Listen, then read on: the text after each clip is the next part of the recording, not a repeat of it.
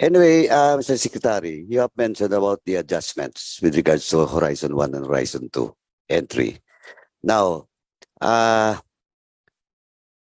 the onset, ano po yung mga adjustments na gagawin natin in relation to the focus now of the AFP? Unang-una po, kailangan may stress po tayo sa command and control din, ano? At interoperability ng mga equipment na binili nung araw. Kailangan ho nag-uusap-usap itong mga to at nagbibigay ng clear picture sa command authorities na makadeside. Pangalawa po, kailangan ho kung mag-a-acquire tayo ng kagamitan. Yeah. Anyway, Mr. Secretary, you have mentioned about the adjustments with regards to Horizon 1 and Horizon 2 entry. Now, on the onset, ano po yung mga adjustments na gagawin natin in relation to the focus now of the AFP? Unang-una po, kailangan may stress po tayo sa command and control din, ano? At interoperability ng mga equipment na binili nung araw. Kailangan ho nag-uusap-usap itong mga to at nagbibigay ng clear picture sa command authorities na makadeside. Pangalawa po, kailangan ho kung mag-a-acquire tayo ng kagamitan. This is a remix. Prepare for launch in 3, 2, 1.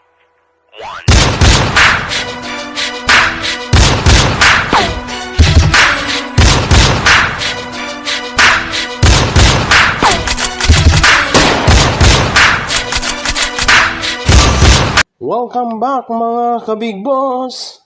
Please like, share, and subscribe my YouTube channel, ang The Big Boss 101, ang pobreng Shift TV, Sibuyanon channel, at ang Rumblumanon Vloggers. Thank you!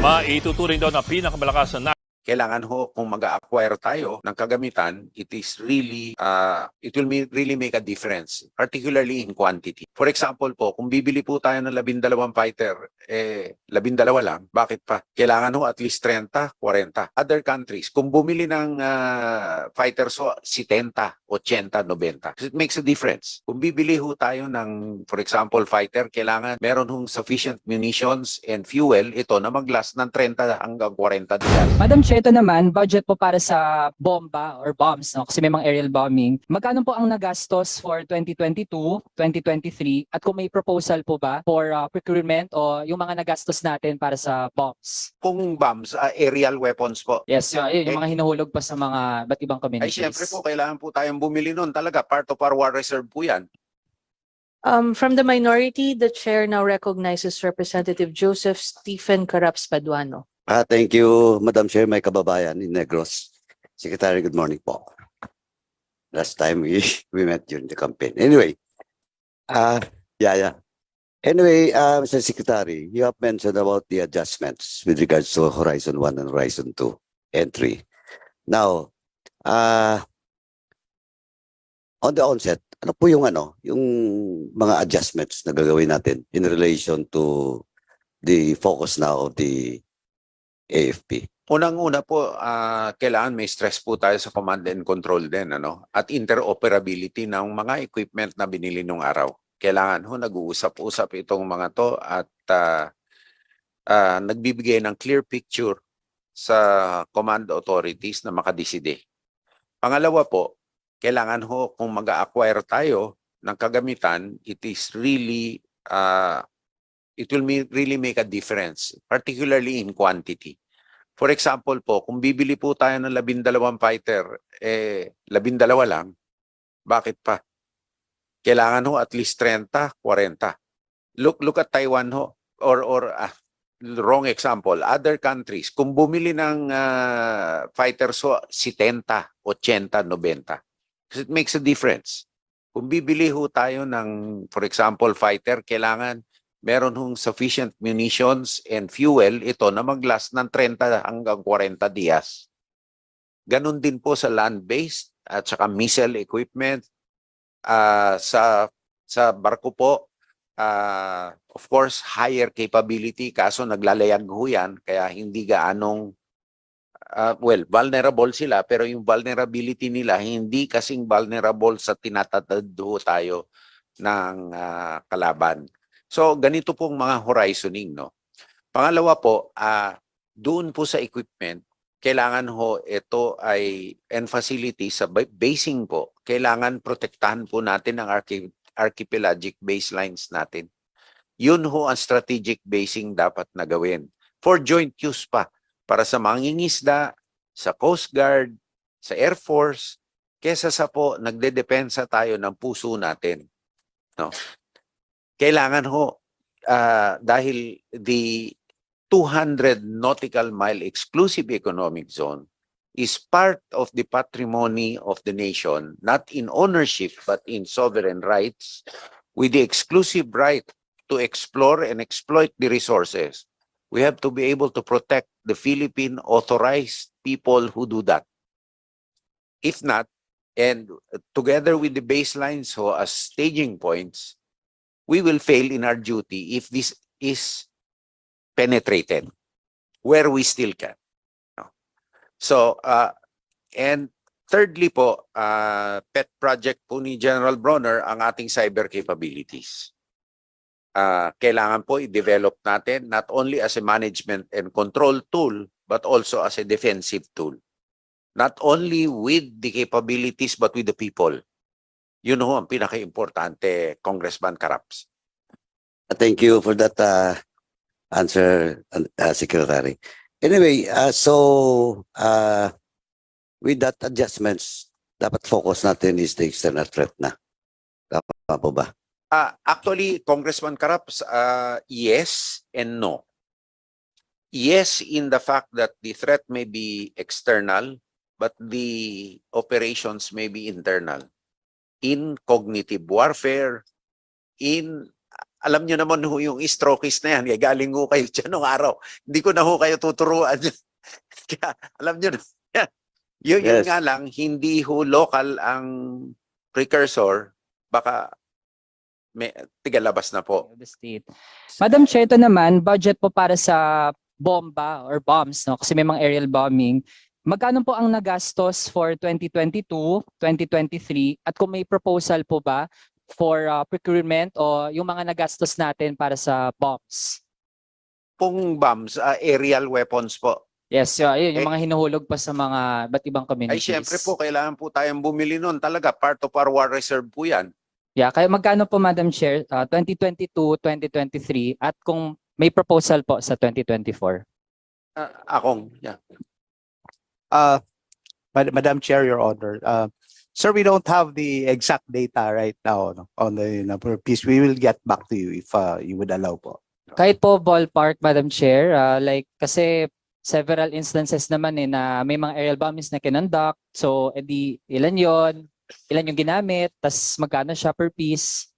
We'll just submit po, sir. We don't have it right now po. We'll research. Madam Chair, we will formally request na ma-send sa office natin at copy furnished din po sa committee para makita natin kung justified yung laki ng gastos para dito. How about drones, Madam Chair? Ang mga recent procurement ng drones, magkano din po yung ginastos?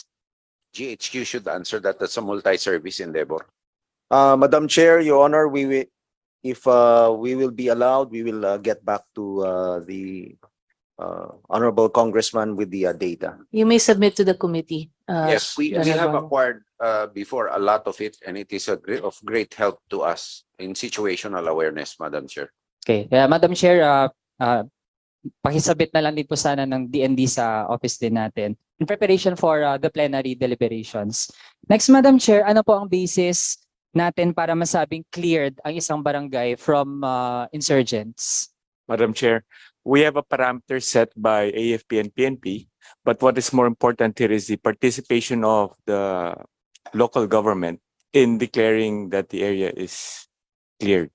So it's not only the security sector that declares it, but also the local officials in that area. So sino po finally, Madam Chair, yung nagve-verify na ang isang barangay ay yan, wala na yan, cleared na yan? Is it the LGU or the AFP? Madam Chair, it's the Peace and Order Council of the LGU and the Provincial Peace and Order Council. It's a collaborative effort of all stakeholders of peace in the area. But Madam Chair, hindi po ba vine-verify din ng AFP ang mga nire-report ng LGU? Madam Chair, everything goes through a process. It's a very transparent.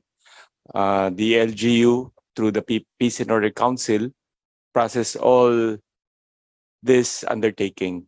AFP and PNP is just part. We're just part of the process. Madam Chair, tingin natin dapat mas magkaroon ng maayos na verification process ang AFP kasi tingin natin so far napaka-unscientific po ng mga declarations, alin yung cleared, alin yung hindi. Kasi kung hindi naman pala talaga cleared, nagiging source lang siya ng corruption sa LGUs, Madam Chair. For example, meron pong probinsya dineclare na insurgency free noong June 2023. Pero Madam Chair, nagkaroon ng clash doon. Recent lang, September 1. Tapos Madam Chair, knowing how, di ba, maraming documentaries and research na rin naman kung paano yung guerrilla movement sa ating bansa, di ba? They disperse, they regroup, they travel from one place to another. Kaya napakahirap i-qualify, Madam Chair, ano yung cleared, ano yung hindi. Kaya, Madam Chair, kung totoo na yung rebel numbers sa bansa natin are decreasing, actually, hindi na justified kung magiging excessive yung ating budget na actually magagamit lang para sa repression ng ating mga kababayan, lalo sa mga civilian communities, mga farmers, mga indigenous people. Na Madam Chair, to end, ito na lang po data request in addition sa mga nabanggit kanina. Request po Madam Chair sa listahan ng mga CAFGU. Tapos ano ang guidelines for a barangay to be under the RCSP and guidelines po para ma-qualify ang individual sa balik loob program at maging bahagi ng ICLIP. Ayun, yun na lang Madam Chair. Hopefully they can furnish that to our office. Thank you, Madam Chair. Thank Madam you, Chair, Representative. The armed forces will comply, but the more important thing is a big budget is needed to sustain a barangay once it's cleared. Because the best way to undermine it is from people outside the barangay or outside another front to come in and wreak havoc to say it's uncleared.